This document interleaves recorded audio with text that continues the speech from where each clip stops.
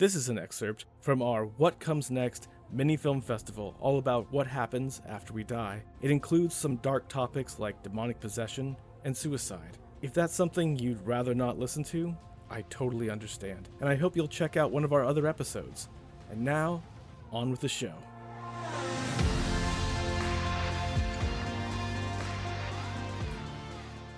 Hollywood has interesting perspectives on this, so it's one of my favorite things to talk about is the transition from life into death and how Hollywood kind of turns that into interesting movies. And I was super excited when you came up with a list for this mini film festival that started with Beetlejuice from 1988, directed by Tim Burton, starring Alec Baldwin, Gina Davis, Winona Ryder, and, of course, Michael Keaton. As the titular Beetlejuice, one thing I got to bring up real quick.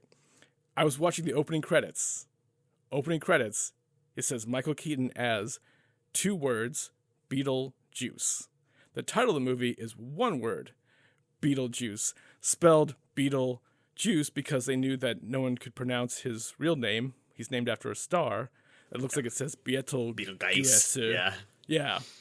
So in the movie and in the credits, he's credited as Betelgeuse.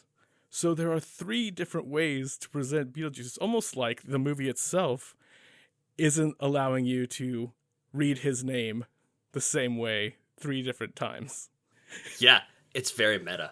I appreciate all the effort that Tim Burton went into to really craft the world that he created in Beetlejuice. It's the world of sort of the bureaucracy of life after death. Yeah. 'Cause it's all about this young married couple who unfortunately passes away, and the next time they're kind of aware, all of a sudden a new family's moving into their house, and they're realizing that they can walk through walls, but no one can see them or hear them and such because they are now ghosts, and they are navigating the afterlife with the potential threat of a poltergeist / demon / just chaos maker in the form of Michael Keaton's Beetlejuice character. Yeah, and you kind of understand why Tim Burton went to all that caution because of the movie's Poltergeist really got haunted. So when you're dealing with poltergeists, you kind of want to be careful because they can do some haunting, you know? Okay, because that reminds me of certain superstitions of like not having things line up in your house or not having windows directly across one another so it's not a through line through to confuse demons so they get in, they don't know the right way to get back out again. Are you suggesting that was perhaps part of this production design? Oh, I would almost guarantee it, you know? Okay. I think, I can't say for sure, to be honest with you. My point of view of this comes more from the ghost versus poltergeist kind of theories about what the difference is. And I what is apologize the difference for between ghosts? Well, so the great thing about this movie, right, is it sets up Alec Baldwin and Gina Davis's characters in the beginning as 2 people who are obsessed with their house. Oh yeah, they're going to the hardware store. They're doing all this stuff. They're obsessed with their house, and that's kind of what I've gathered. That's where ghosts come in. They become obsessed with something material on Earth that they don't want to leave. Often a house or a person or something like that. So they just kind of get stuck because they don't want to leave. yeah. So this afterlife that's created in Beetlejuice isn't really like an afterlife. It's like a waiting room and an office. It's more of an afterlife for ghosts that don't want to move on. Right. So when you're playing with those characters, they want to stay in their house. Mm-hmm. Like they are like, I am dead. I understand that. But I'm not leaving. I'm not moving on. I'm staying here. And I think that happens a lot. Yeah, and they're just trying when the Dietzes move in, they're just trying to protect their house from invaders. Right.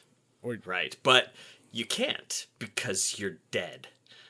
And you can't do anything necessarily except, freak people out and hopefully kind of scare them a little bit. Right. But they're not poltergeists. Like poltergeists, on the other hand, usually did something really, really bad in their life. So they are there to torment. They are there to make people's lives hell. They are there because that's just kind of what they do. I was a part of an exorcism once. Oh, really? Yeah. Wait, with a ghost or with a poltergeist? with a poltergeist. Oh, tell this story, please. So it's in my book that'll be coming out probably in the next couple months. Wanderer's Guide to Spirituality, in my shaman section. I was working with a friend of mine, and just to drop another show, like I'd been telling her, like, you really need to watch Legion on on FX. Yeah, that was a really good show. So good. And so she finally, after years of me telling her this, sat down and watched it and kind of just binged it, and hit a certain point where something inside of her unlocked, and she was like, I need your help. What she said to me was, I'm sending you a message on a purple cloud and I'll be over tonight. I need your help. And I was just like, what the hell does that mean? Oh, wow. Right. So she's very shamany. So she's, speaks in riddles and such. And she was channeling the goddess Isis for a while, and that whole thing. Yeah. So she's already an open portal, essentially, right? So throughout my day, I am, and sorry to derail the Beetlejuice thing. I'm going off on a little bit of a tangent here, but it has to do with the poltergeist. Do the tangent. I will trim all this as needed. No worries. So I was outside mowing my lawn, and I was listening to this audiobook, Conversation with the Z's, which is this guy who channels these aliens called the Z's. And they start talking about demons. I'm on the chapter where they're talking about demons. And like the thing was, don't be afraid of demons, but demons exist. I was like, oh, that's interesting. And then earlier that day, I had a meeting with my Qigong instructor, and he taught me a new way to bring energy into my body. And I was like, oh, that's weird. Like, these two things happened. And then she came over and is like, I have a poltergeist. It's really a problem. I realize what it is. We need to do something. We need to do it now. Bring my drums and rattles into this area. We draw a circle of salt around the two of us. Like, she's not joking around. Like, this is real deal. And then I start asking questions, and she's like, okay, I have to get it out. And she poured her heart out and told me kind of the backstory, which I won't get into because that's not important. But she was being tormented by this thing since she was a little kid, and it kept manifesting itself back. Like, she can't ever stay in one spot. Like, she's always moving around. Like, she can't, because if she stays in one spot, it'll, like, I don't know, something will happen, but it keeps her moving. It keeps her going, and she's, constantly afraid of this thing. And this thing was tormenting her and causing her to, in her romantic life, to date the same kind of person who ends up kind of being semi-abusive, I guess. I'm very sorry to hear that. That's terrible. Yeah.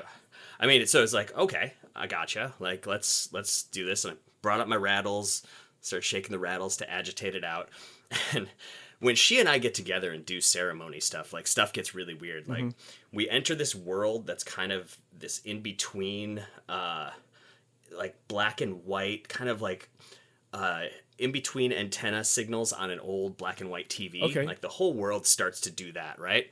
And then often things appear on her face, like other faces appear on her face. Oh, wow. And so we brought this poltergeist out, and I mean, there it was. It was like this dude's face on her face. Oh, and she was like laughing in this weird way. Her jaw would go like when she would talk, like it would crack her jaw really weird. And it was like, all right, okay. And I was in a place where I was like, all right, this is cool. I'm into this. Like, I had gotten past all that fear, I guess you could say. This is really scary coming from a first-hand account. Like, I read about these and see YouTube videos about these, but you retelling it and mimicking somebody's jaw cracking open is giving me chills right now. Yeah, it was a freaky thing. So, I didn't really know what to do, but reading the chapter of that book that before, it's just like, don't be afraid of demons. And I was like, all right, fine. I won't be afraid of this thing. Whatever. So I started asking it questions and got to learn that it was a carpenter. It was a serial killer and would put his victims into the walls of the houses that he was building as a carpenter. Wait a minute. Yeah. Oftentimes, and this is also what I learned, because when I was interrogating this thing, I was asking all these questions, and apparently most poltergeists are serial killers. Like, that's their thing. They're attached to taking life, and that's what keeps them here, to continue to torment life. I'm gonna have fucking nightmares tonight, but keep going. Sorry.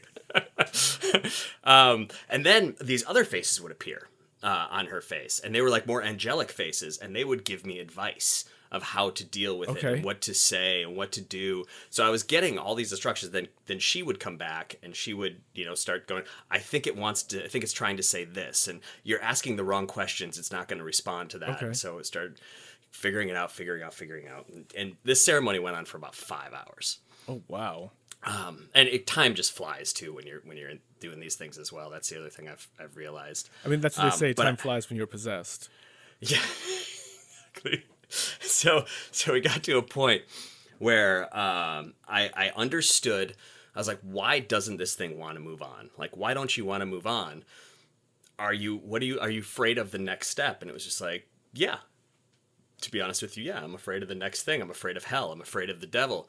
And at that point, I had this wash of energy, because I'm just like, I'm not afraid of the devil. I actually kind of like the devil. The devil and me go way back. Like, I was a big horror fan when I was a kid. I used to write really demonic, devilish stories, and in speech class I would dress up like a demon and try to buy people's souls and Oh, wow. do the whole thing.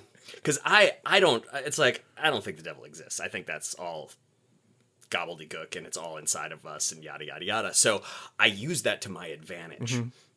So I started talking to it again, and I was like, well, I read this thing a while ago that says the soul goes through different channels, like as a life where, first we're kind of stardust, and then a mineral, and then a tree or a plant, and then an animal, and then a human, and then the next thing, and then the next thing, and then the next thing. So there's an order to the soul and how it progresses through time, I guess, Right, through existence, I guess. So talking to that angelic figure again, between the angelic figure and the demon, we kind of determined that what I need to do is take this poltergeist, blast it into a stone or something, and then bury it next to a tree. And so I was talking to the poltergeist. I'm like, what if I bring you back to the plant world? So you don't have to necessarily go to hell, but you go back a few steps and you can't be a human again. Would that suffice? Is that a negotiable deal? And we got to the point where it was just like, yes, I can really? do that. Because that's the idea, is you negotiate. No, but with what these you things. negotiated is something I've never heard of before. Like, in all the different stories of how a bad fairy or a gremlin or a ghost a demon is satisfied. Is that something that you learned about somewhere before? Is that a more common practice to offer another realm of existence or a stage of life to haunt and possess? Kind of, because I read this book called The Law of One. It's channeled by these folks who were channeling this entity called Ra, and came up with this Law of One. And in that Law of One, the idea was that the soul goes through these progressions, right? To mineral, to plant, to animal, to human, and it's love that moves you up the scale, as it were. So I just had an idea of like, well, you're afraid of hell, so you're going to be haunting my friend forever because you don't want to go to hell. What if we put you into a tree instead? So that demon's actually in a tree in my backyard. Here in Portland? Yeah, in my backyard. Because it can't do anything as a tree. You know what I mean? But that seems like the end of one movie, and then the sequel starts with them cutting down the tree. Well, I planted it in the dirt, so it also, around that tree, it's just, even if it cuts down the tree, like, the stump is still going to exist for a while. The things around it are going to exist for a while. In the order according to that Law of One, it would again become another plant, or it would become an animal before it would become a human again. Right. My theory in all of this, and what I discussed with that other entity that was there too, is that once it goes into the tree, it's going to forget about this life. It's going to start over. It's going to be just in the tree. It'll be not a poltergeist. It'll be just a tree. With the world in tree terms. In tree terms, exactly, yes. Exactly. The human thing is gone. It's not moving on to anything in the human level. It goes into the tree level. Now, is this true? I have no idea. That's just what I learned while doing the ceremony. So I just kind of went with it. Yeah, that seems very fascinating. My next question would be, did anybody take the time to research serial killers who put their victims in walls in the area? I didn't, and this thing's been around since she grew up in a different state. So it's been with her from before the Oregon time. So I didn't go look that up. I kind of like, I can understand if you don't want to. So like there's this other part of it, right? Like is that even real? Like I don't really know, but it was real to her.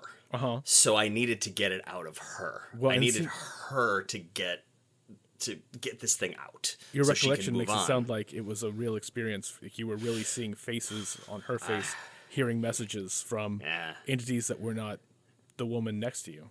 Yeah, absolutely. It was definitely like I saw his face looked really similar. It's strange because we'll be talking about Mulholland Drive later.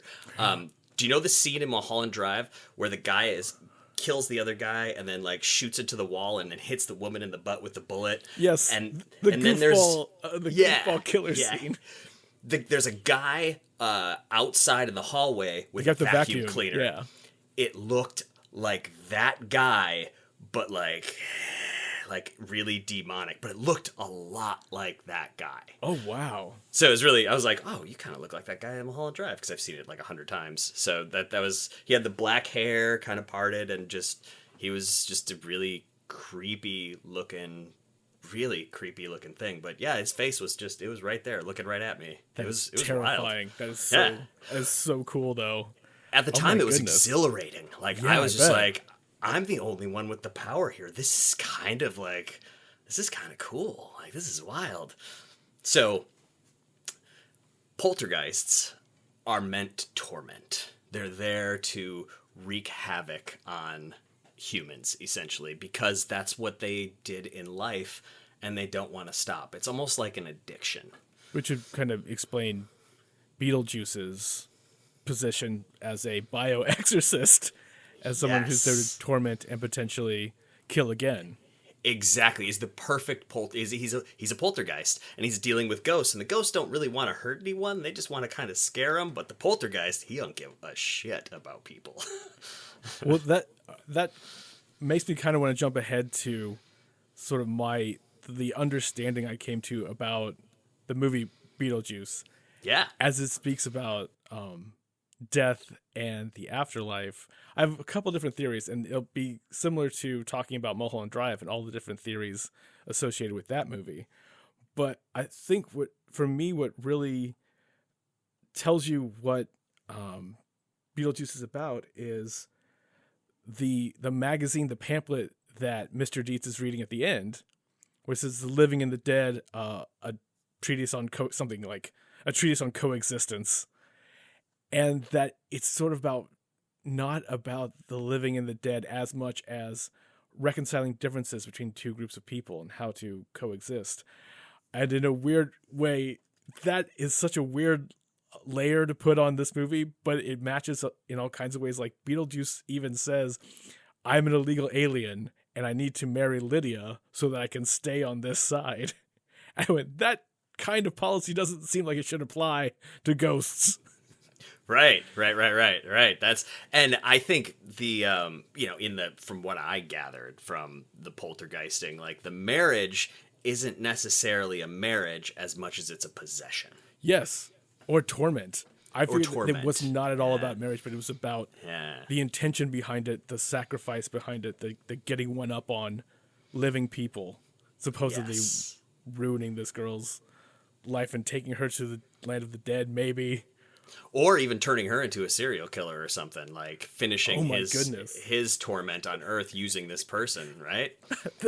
Given the our presumption that Beetlejuice is a poltergeist. Poltergeists are serial killers. That leads. I mean, that's a straight line to Lydia being possessed and going on a rampage. Right. Yeah, it's weird. Like when you deal with those kind of strange, afterlife entities, the ones that don't want to go, the ones that just want to stay around. Because I'm of this camp of like, when I die, just get me the hell out of here.